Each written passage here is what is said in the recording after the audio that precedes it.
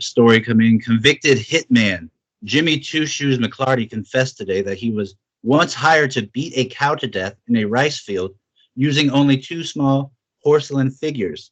Police admit this may be the first known case of a knick-knack paddywhack.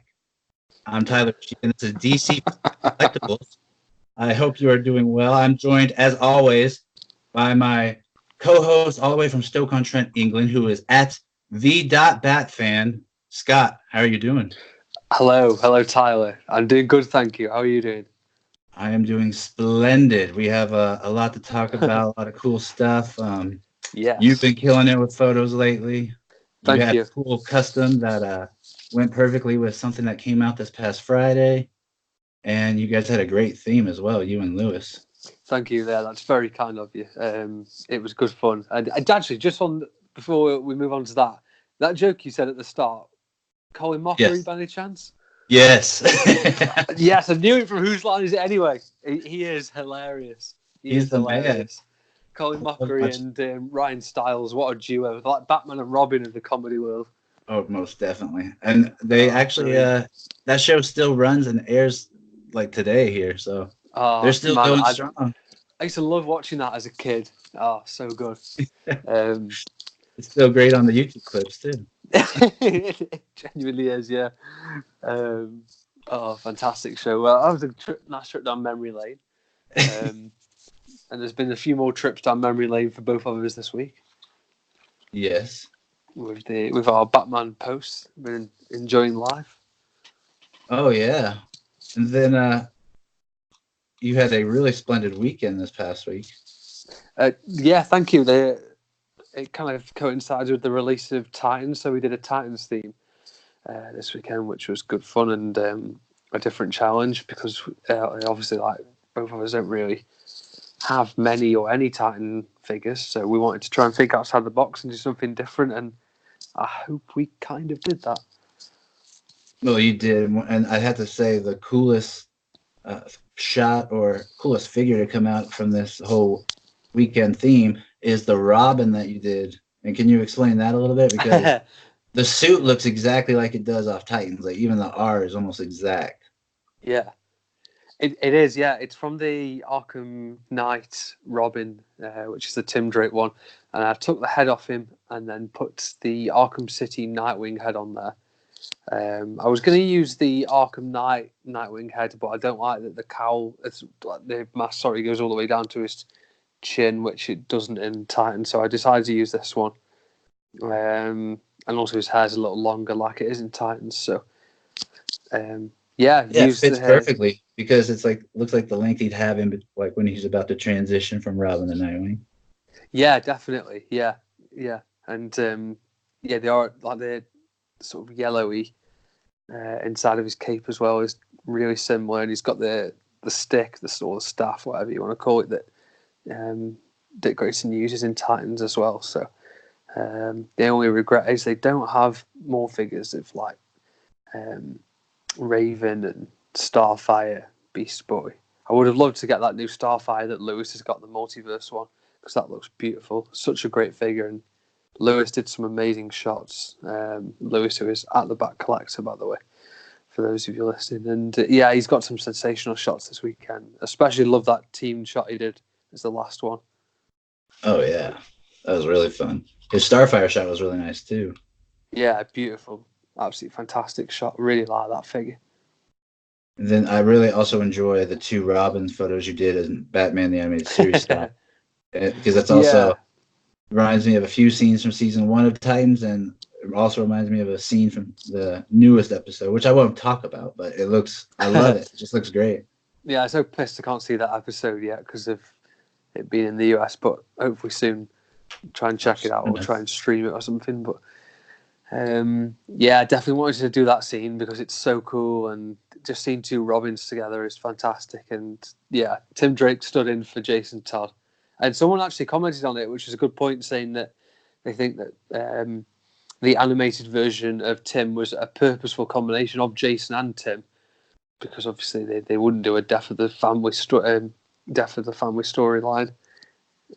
on the DCAU. Even that was too far for them back then. That's a shame because I bet it would be awesome. Yeah, that'd be fantastic. Yeah. And then you brought out on your last picture, your latest one that you just posted, not theme wise, but you posted a Wonder Woman and Flash, Batman, and you put a Steppenwolf in there. That's really awesome. I really like that. Yeah, he's the Mattel DC Universe Classics figure that our previous guest Jason Langston worked on the packaging for that line, which is fantastic. And he's a great figure, really is fantastic, and he's so accurate to the DCAU version. I think a lot of that line was basically sort of comic book bodies of animated style figures, and he's one of them. You know, the accuracy to DCAU is uncanny, so threw him in there, and I'd put like an animated twist on it, so put it in Themyscira, and then decided to put some electricity around Flash and Nick's Gods and Monsters Wonder Woman's sword so that she could use that. Yeah, it looks really sweet. I really like just the little touches of the lightning coming off Flash because it just gives you the sense that he's just about to take off anytime. Yeah, definitely. Yeah. I love the electricity effects that you can get on the VFX Studio app, and it looks so similar to the DC EU Flash.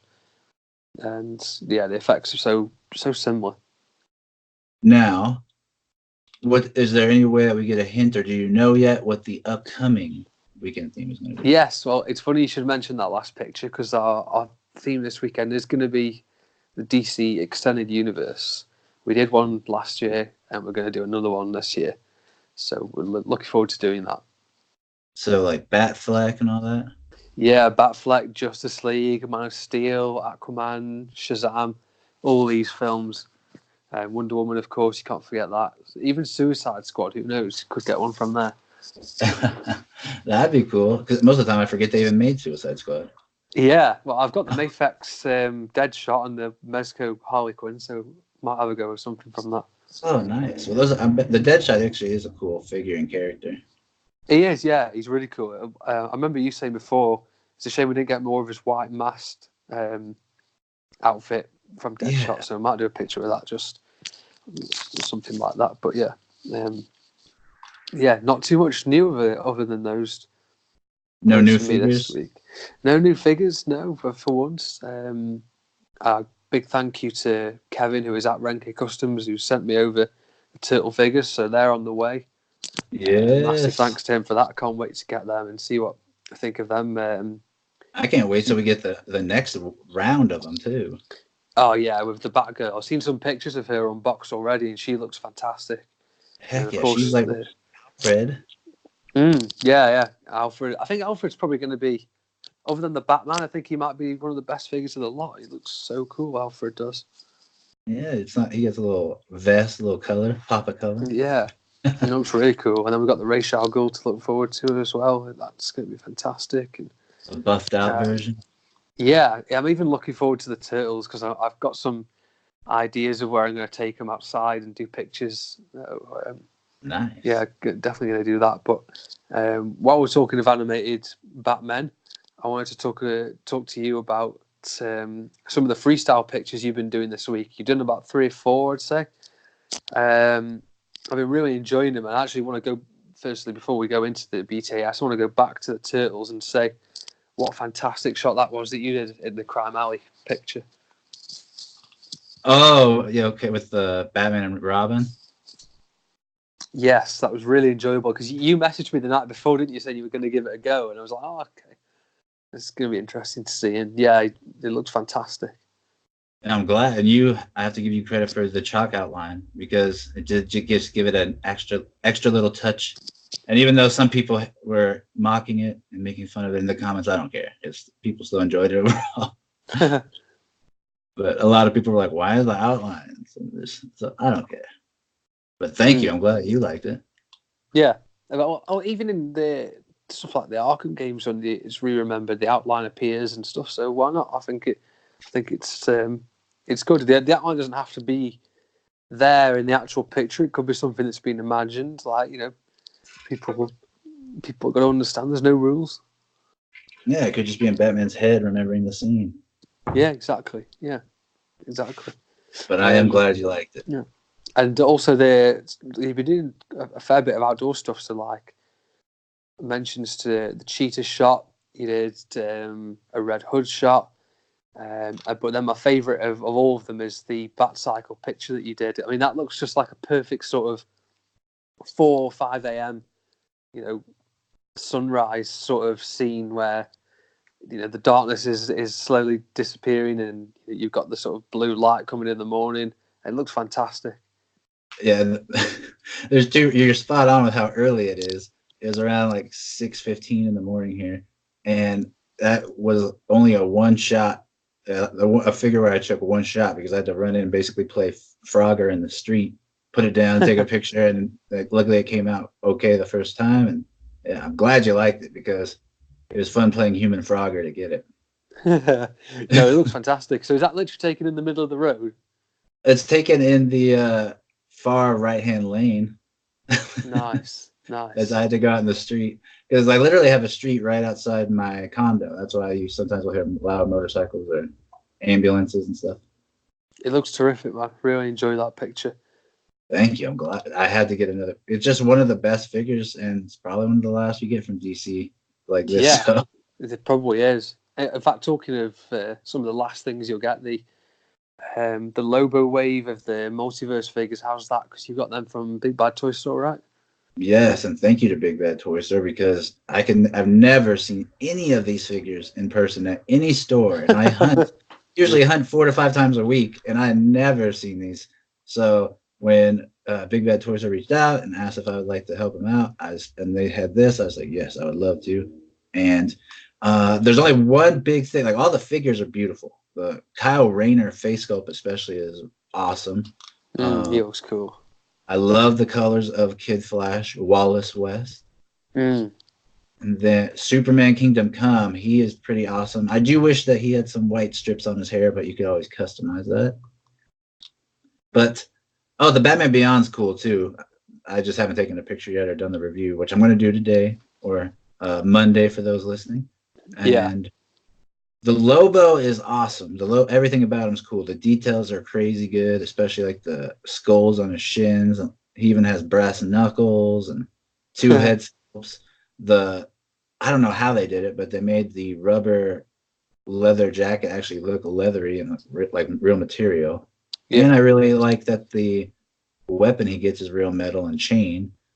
But for those of you that saw the review, you know that the left leg has a quality control issue where it looked like it's supposed to be the right leg, and they put everything from the knee down the left leg. So it's the right foot, it's the correct knee, but it's like a chunk of leg missing. So I just have to be creative from now on for how I shoot him. He suffers from my Aquaman's issue. Yeah, exactly. Yeah, maybe they should exchange notes. That's very strange. How weird! I don't understand how things like that can happen. It's very weird. Yeah, but I'm thankful I got it. It's a cool figure. It does look great. I love the picture you did of Lobo as well. That's so cool. And yeah, I'd love to see you have some fights with Superman with him. Well, I have something planned. Nice. I just got to get through the Batman Beyond one too. Yeah, the Beyond one's going to be cool. Have you got any ideas in mind for that? I have not. I have to start thinking after this. I'm sure you come up with something. You always do. And yeah, that Batman Beyond looks pretty cool. So 2 head sculpts would be nice. And nice to have a backup in case my animated version ever breaks, I guess. Knock on wood. Yeah, it actually is. So the picture of Cheetah that you did as well, just going back to that, where did you take that picture? Because it looks a really nice setting. That is actually at my parents' house in the backyard, and the vines in the back are covering a cast iron fence that separates the backyard from a pool. So I just thought it would give it a jungle vibe, and if I gave it enough depth, you wouldn't be able to tell there's a wall in the upper left. It looks cool. Well, she's one of the easiest figures to ever take pictures of. It's just one of the very, very well done DC collectibles. essentials. Yeah, one of the few. One of the One of the few. few, Hopefully, Red Hood's definitely good. one. Yeah, looking forward to seeing Red Hood. I've seen a couple of pictures of him unboxed already that people have, I presume, we got samples or whatever. But yeah, it does look a good figure. And his guns come out of their holster. Yes, which is fantastic, and alternate hands as well, which is a miracle. That actually is a miracle for that line. Yeah, it genuinely is. And I wanted to ask you about one more shot that you did this week, which was the Return of the Joker picture. We have a mini Bruce, a Batman Bruce, and then the Joker. Great picture. Yeah. It was a fun picture to do, and I just saw that clip randomly because I don't know if you just ever have YouTube running, but sometimes videos will just pop up. Yeah, absolutely. That one popped up, and I saw it, and then when I heard the line, of course, where he's like, "But you're just a little boy," I was thinking, "Oh, I have a Bruce Wayne figure now, so let's try to see if I can make something happen with that." And this was what came to mind. Has to be done. Has to be done. It's so funny because sometimes I'll just be sitting there like visiting with my parents, and all of a sudden I'll just pop up and be like, "I gotta go. I'll be back." Because I just get an idea and I just have to do it. Yeah, it's one of those things. Like sometimes although it's what I do most of the time, but it can affect it. So like when you think of an idea, you write it down and then come back to it later. You don't have that quite same spark all the time that you do when you're in the moment. Exactly.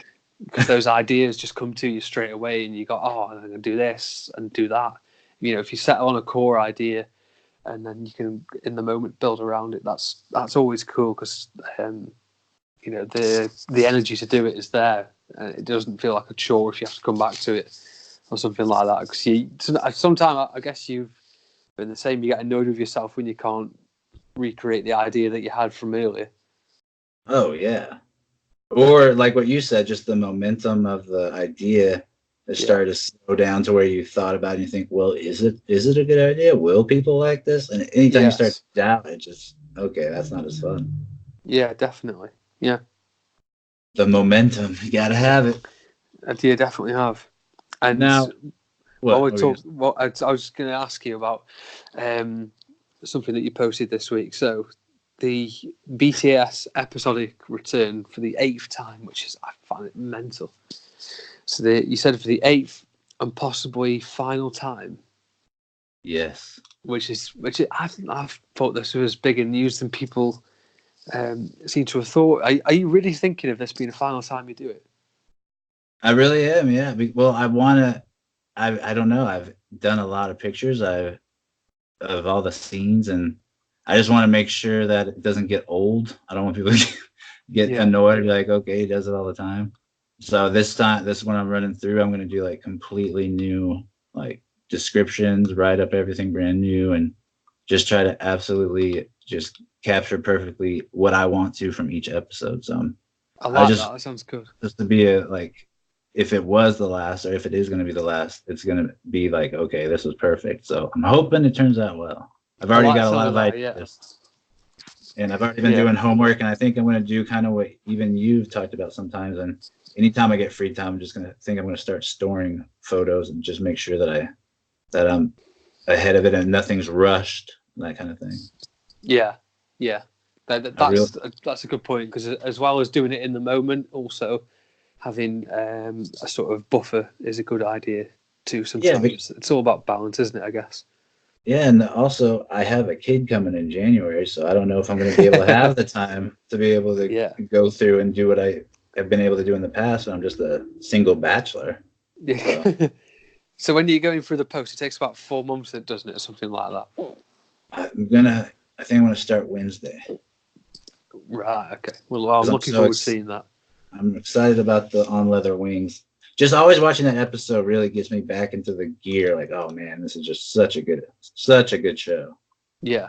It's so true. And that picture you did was worthy of the first episode, the Harvey Dent picture, which is fantastic.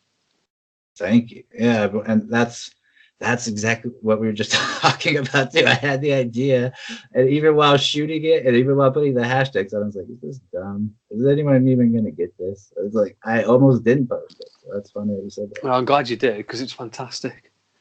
You're too kind, Scott. It's one of those where sometimes you think, oh, will people get me? And then you think, yeah, everyone's a fan. Everyone knows. Nah, I don't know. I didn't feel like that on that one. Someone put they thought there was the Spirit, which is some old radio show and comic book. But speaking of what people think and all that sort of thing and being too kind, there's something I want to talk about, Scott. Yes, go for it. And I think you know what it is. We've discussed. I have an idea. Well, it's this thing on Instagram, right? Yes. And our last guest even that came on The Amazing, he talked about the importance of community and the importance of just being a good human being, just basic stuff. And I feel like overall on Instagram that tends to be the case, especially for our little niche area of Instagram, the toy photography world. But recently, what's really bugged me, it's bugged me before, but there's a page I'm not going to name that they post in spurts every so often, and when they do, people tend to get excited and they enjoy the work.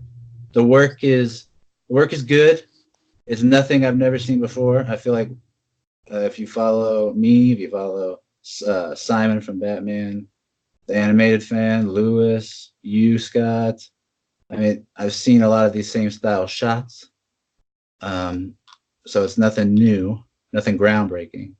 But there tends to be a huge amount of encouragement and support for the page, and that's cool. It's great. It's good work, and they get a lot of comments. However, and people even share the work on their stories and stuff, and like, oh, this is awesome, this is great. But the thing that bugs me is that amongst all the encouragement, all the sharing, the outpouring of people saying, "Hey, I like the work," the person never responds. Really, they never respond back. They never. It does. I've followed the person for a while until I hadn't because of this, and I mean, like, you might get one like, maybe. I mean, that's not what it's about. But you would think that if someone is encouraging and trying to be friendly and nice, that you would be back and not just. I don't know. What do you think? Well, yeah, I mean, I'm not saying that, supporting people means that they should automatically support you back, but there is a give and take here. And when you just take and don't give back, well, you are just an arsehole. So you've got to make, an effort to, get involved in the community and support people and help out, because that's what it's all about. And there are certain people that preach it and don't practice it. And it's very well. People already know who they are, more than likely. Yeah. So it's annoying, but whatever. They just won't get the support off me, and that's not going to mean anything to them, and it doesn't mean anything to me. So that's fine, and it is what it is. But I do find it very rude, just on a human level, nothing to do with the community. I think it's very rude when people take time to leave a kind comment or nice words, or just saying, hey, really like your work, it's a fantastic shot, or whatever. Just have the decency to respond and not just like comments. Boring. Yeah, it just doesn't sit right with me for some reason. Yeah, it's just very rude. I just don't find it very polite to people that you just sort of palm them off and not really bothered. And it also is annoying when you see when a great shot is a great shot, but when you see the same person's work repeatedly shared everywhere, that's boring. And Is there like conspiracy to force feed this guy's work to us? Well, yeah, and then it's and I think that you get into the realms of who you know, not what you know at that point. Yeah. So that can get frustrating. Let's see a variety of different work. Let's see, because that's sometimes I get bored of seeing loads of Batman stuff. Let's see something different, from these pages and finding out different different artists and different photographers. Let's see something different. It gets boring. Yeah, I'm with you. Because even we get bored of photographing Batman. Like sometimes it happens. So when you get share pages that are meant to be about the community repeatedly sharing the same people's work, boring. I completely agree. I hope that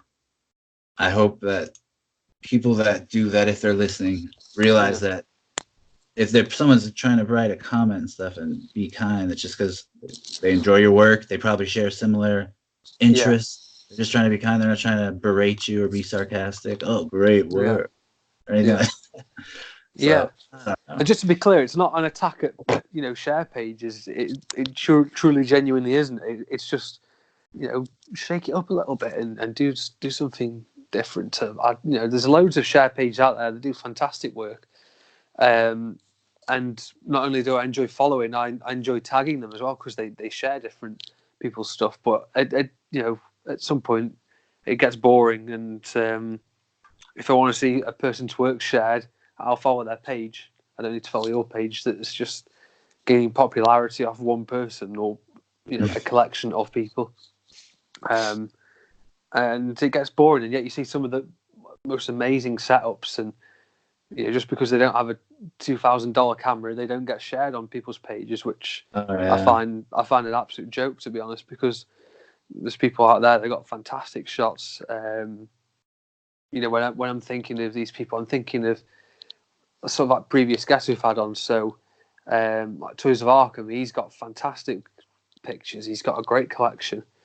Son of Martha as well. He's got some fantastic, absolutely brilliant setups that he puts in place and tells a story with them too. Then you've got iben.hornig as well. He's got some cool things. Kevin from Renke Customs, there's Nightwing Q8. He's a fantastic guy. Ahsoka, of course. Then you've got people like Nate Blainer, Kingdom Warriors. There's so many fantastic people Massive out there. Geek. A massive geek, absolutely, yeah. And you've got original Bat Dan as well. He's got some cool stuff. The Toy Pile, Xander, who's same old X, and even people like JC Moore. I never see their work shared anywhere, and these are some of the most talented and fantastic photographers. It seems to be a select circle of about 8 or 9 people, and that's it. Yeah, it does. Yeah. It's funny. But hopefully people start to break away from that. Hopefully anyone listening starts to break away from that. Because, yes. If anything, it's like what you said, Son of Martha puts you could tell he puts a lot of work into it, doing the story and stuff. And just because he might not know a few people, his work's not going to get shared. Yeah, exactly. Disappointing. And then if anything, that sort of thing could start to discourage, maybe make him stop the hobby, which that would be a shame. So it's just annoying. Yeah. No, I couldn't agree more. But what's not annoying is that we get to, after all that, relax a little bit and talk about part 2 of one of your favorite episodes. Robin's Reckoning. Absolutely awesome episode. And just to kind of give a little recap of part 1. So, we see previously. Robin. I feel like we should have put the voiceover of Lauren Lester. Previously on Batman. But no, so we see Batman and Robin chasing after some thugs who are working for Billy Marin. Robin checks out the Batcave, who Marin is, after Batman freaks out, telling Robin to get the car. So Robin has a look in the Batcave, finds out he's Tony Zuko, who killed Robin's parents by sabotaging the rope after Mr. Haley. Yeah, exactly. After Mr. Haley turned down protection money. So Robin goes after Tony Zuko, and we have all these amazing flashbacks of how he came to be with Bruce and what happened after the circus incident. And now we're getting into part 2 of where we see Batman and Robin both seeking revenge on Tony Zuko. Yes. Brilliantly recapped.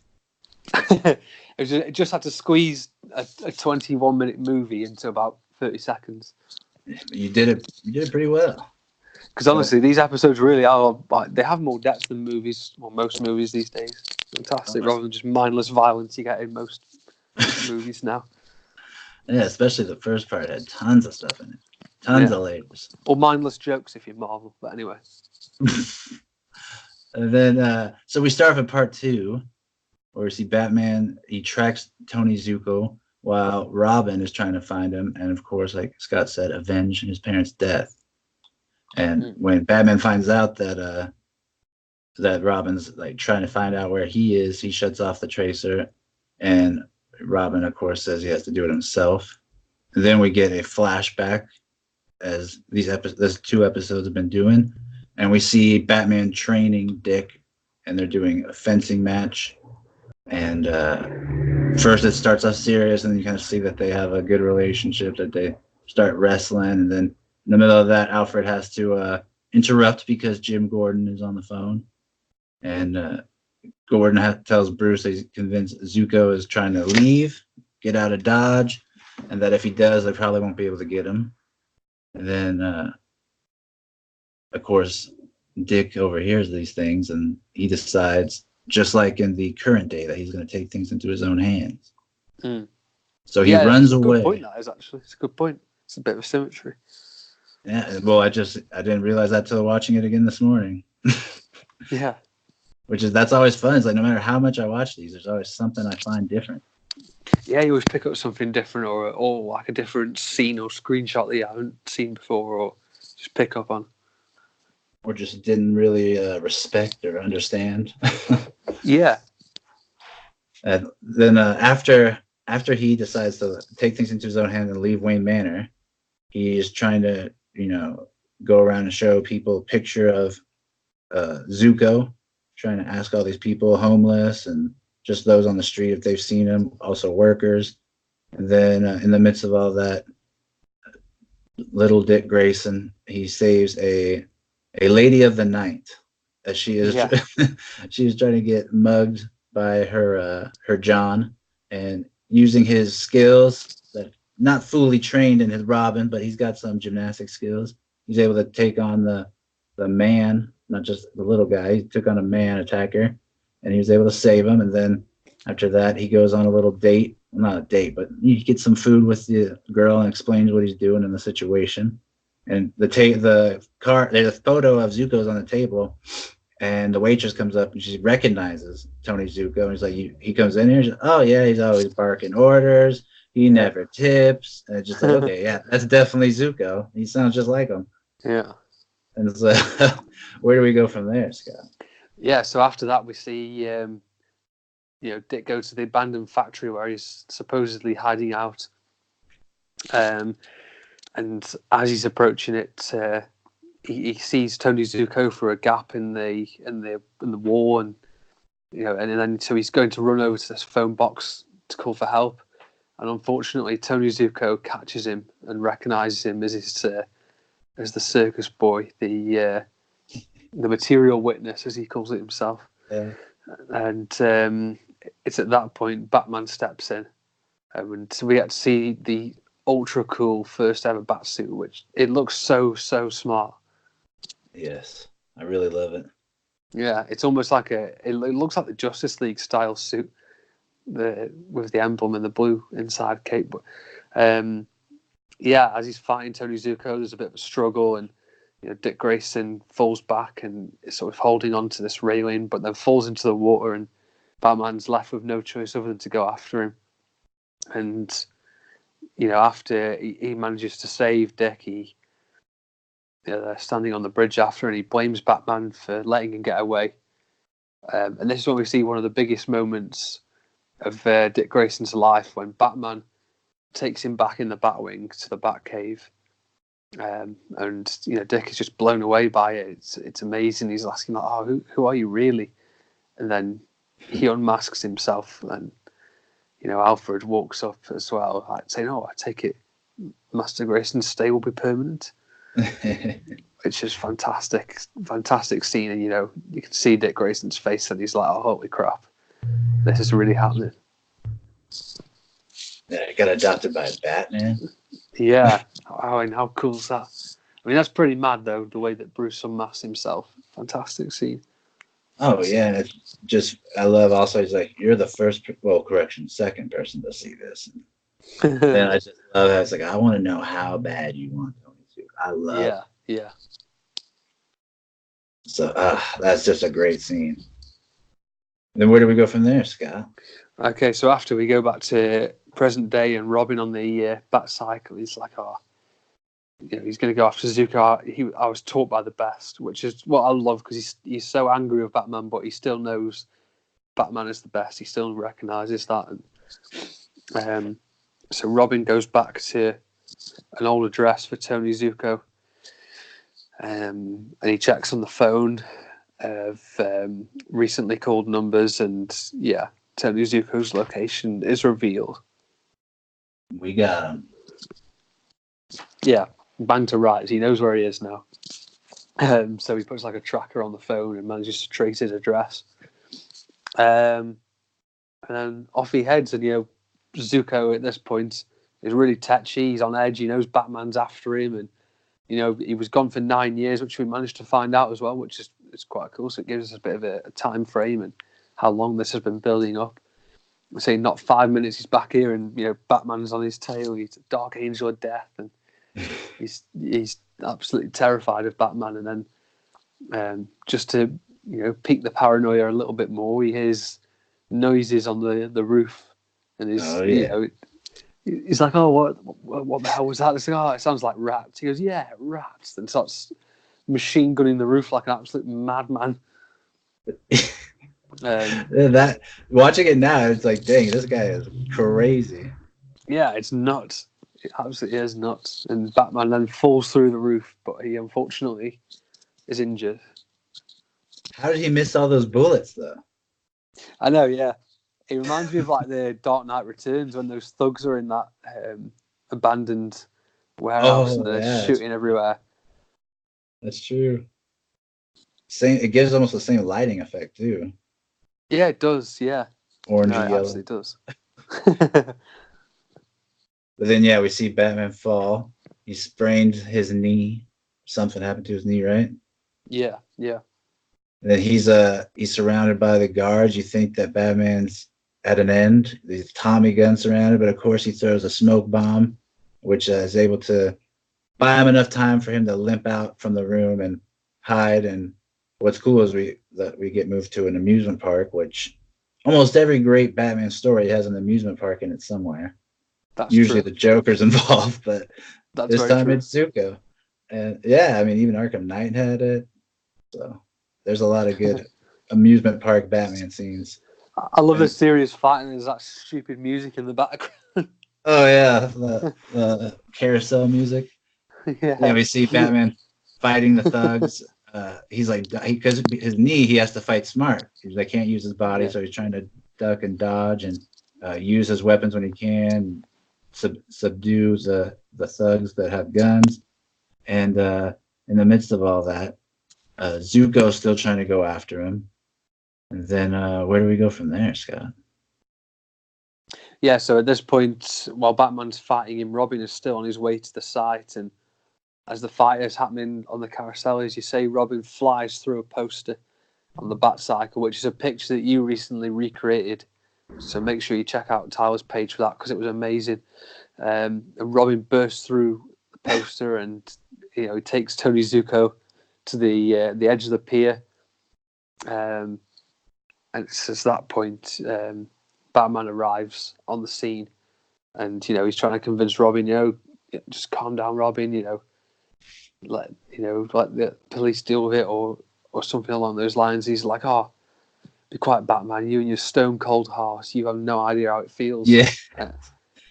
And at that point, he kind of just, takes it in for a second, and he's like, he apologizes to Bruce because, you can almost say nothing stupider to Batman. You don't know how it feels. Yeah. I think I know how it feels, Dick. I know, yeah, I think he does. Yeah.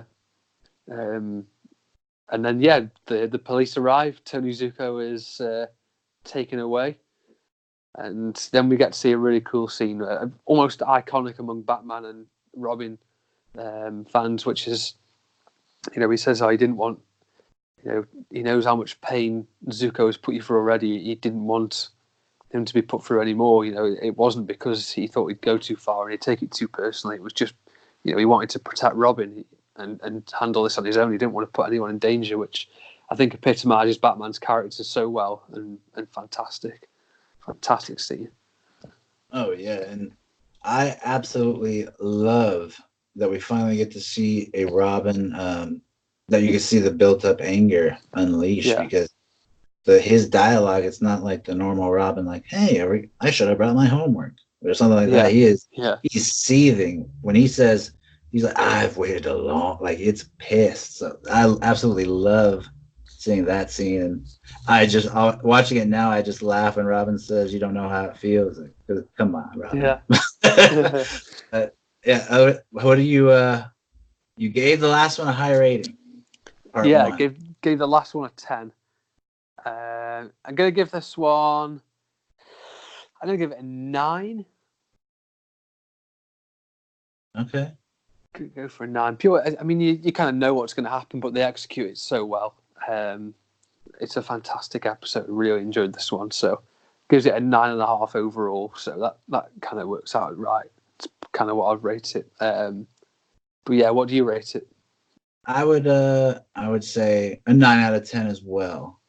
Yeah. I would say only a little bit of I would say nitpicky problem is that it feels like they had to drag this episode out a little bit and put a little bit more filler in.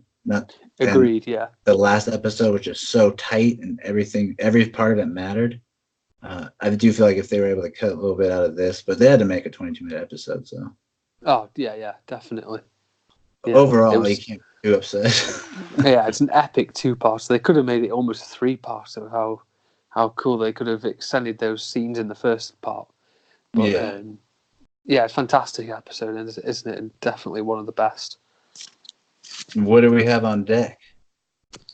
The next episode, I haven't actually looked up the next episode, but from memory, I believe we have an unknown villain episode.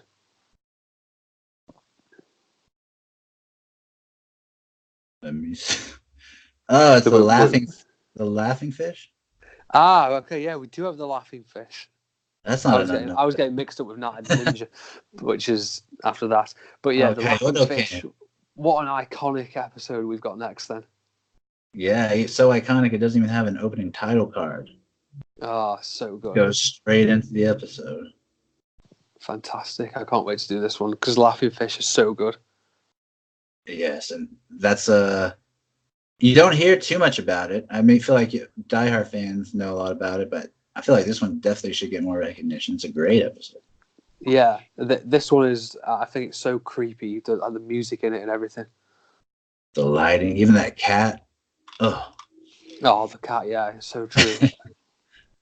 And then in terms of guests, we have a big guest coming up that we've had on before. Another returning guest, correct? Yes, indeed. Yeah, really cool guest from Down Under. From Down Under, and his name is Lee, and he is at Massive Geek, and he tends to be a hot toy photographer, but he dabbles in different things, and he also has a crazy collection room that is just unbelievable to see. So if you haven't checked him out, you definitely check that out as soon as you can, because again, his pictures are pretty. You can tell he puts a lot of work into them, and absolutely you can. Absolutely, you can. We learned last time that to be an Australian collector, you have to have a passion because the hunting is tough. Yeah, you're not right. You're not wrong. Sorry. Yeah, especially with you're not right. I was a bit random, but no. Especially for hot toys as well, because things like import prices must be crazy on those things. Oh yeah, especially with all the taxes going up because of other people. I just hope he's not a cricket fan. I don't want to speak to him after the Ashes result the last couple of days. Oh, cricket. That would actually be fun. Yes, I did. I suspect something will be mentioned. But anyway, yeah, really looking forward to having him on. And I remember shortly after he came on our podcast, he did an absolutely epic shot of Batman and the mutant leader fighting in mud. So I definitely want to ask him about that. I can't wait to chat to him. Yes, and then before we go, we just want to mention that already the Joker has won an award for the best movie at a film festival. I can't believe it took so long. I can't believe it took so long. Yeah, I know. Genuinely, I've never seen a movie get so many ridiculous praises straight away. I think it's fantastic. I can't wait. Can't wait to see it. Really excited. We have less than a month. Yeah, less than a month, and the director himself, he said, "Oh, in this day and age, it's not realistic that somebody would fall into a vat of chemicals and go nuts." So he's making it more of a political angle and stuff, which is exciting. I can't wait to see it. Hey, the best Joker before Joaquin so far has been a guy who wasn't turned because of acid. So yeah, it should be a fun ride. Yeah, I'm looking forward to it, man. Really excited. Even though just watching Batman '89 the other day, I still absolutely love that Joker. Oh, I can't wait to rewatch Batman '89 again. Really excited to see Joker. it. It's so good. I can't wait.